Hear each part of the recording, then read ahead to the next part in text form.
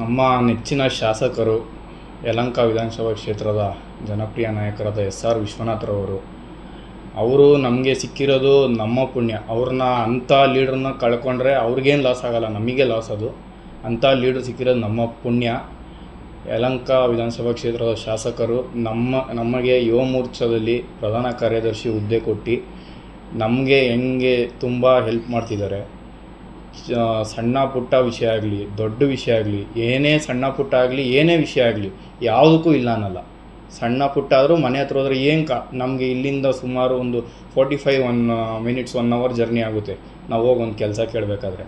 ಆದರೆ ಅವ್ರು ನಾವು ಹೋಗಿದ ತಕ್ಷಣ ರೆಸ್ಪಾಂಡ್ ಮಾಡ್ತಾರೆ. ಏನಕ್ಕೆ ಬಂದೆ ನೀನು, ಜಸ್ಟ್ ಒಂದು ಫೋನ್ ಕಾಲ್ ಮಾಡಿದ್ರೆ ನಾವು ಹೆಲ್ಪ್ ಮಾಡಲ್ವಾ, ಈ ಥರ ಮಾತಾಡಿ ನಮಗೆ ಸಣ್ಣ ಪುಟ್ಟ ಕೆಲಸ ಆಗಲಿ, ನಮ್ಮ ಯುವ ಮೋರ್ಚಾದಲ್ಲಿ ಪ್ರಾಬ್ಲಮ್ಸ್ ಬರೋಂಥದ್ದು ಕಾಮನ್ನು. ಸಣ್ಣ ಪುಟ್ಟ ಕಾಲೇಜ್ ಫೀಸ್ ಆಗಲಿ, ಅಲ್ಲಿ ಕಾಲೇಜ್ ಸೀಟ್ ಅಲಾಟ್ಮೆಂಟ್ ಆಗಲಿ, ಈ ಥರ ಸಣ್ಣ ಪುಟ್ಟ ಯಾವುದೇ ಕಾಲೇಜ್ ಆಗಲಿ ನಮ್ಮ ಕ್ಷೇತ್ರದಲ್ಲಿ ನಮಗೆ ಸಹಾಯ ಮಾಡಿ, ನಮಗೆ ಅದು ಎಂಥ ಕಷ್ಟ ಸಿಚುವೇಷನಲ್ಲಿ ಸೀಟ್ ಇದ್ರೂ ಅದನ್ನು ನಮಗೆ ಅಂತ ಕೊಡಿಸಿ, ನಮ್ಮ ಯುವ ಮೋರ್ಚಾ ಯೂತ್ಸ್ ಏನಿದ್ದಾರೆ ಅವ್ರಿಗೆ ಹೆಲ್ಪ್ ಮಾಡಿ, ಅವ್ರಿಗೆ ಫೀಸ್ ಪೇಮೆಂಟಲ್ಲಿ ಸ್ವಲ್ಪ ಕಮ್ಮಿ ಮಾಡಿಸೋದಾಗಲಿ, ಇಲ್ಲ ಅವ್ರ ಕೋಟಲ್ಲಿ ಸ್ವಲ್ಪ ಹೆಲ್ಪ್ ಮಾಡೋದಾಗಲಿ, ಪ್ರತಿಯೊಂದು ಮಾಡಿ.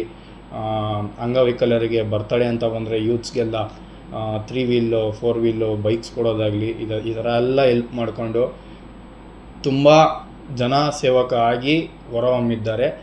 ನಮ್ಮ ಯೂತ್ಸಿಂದನೇ ಇದೆಲ್ಲ ಕಾರಣ.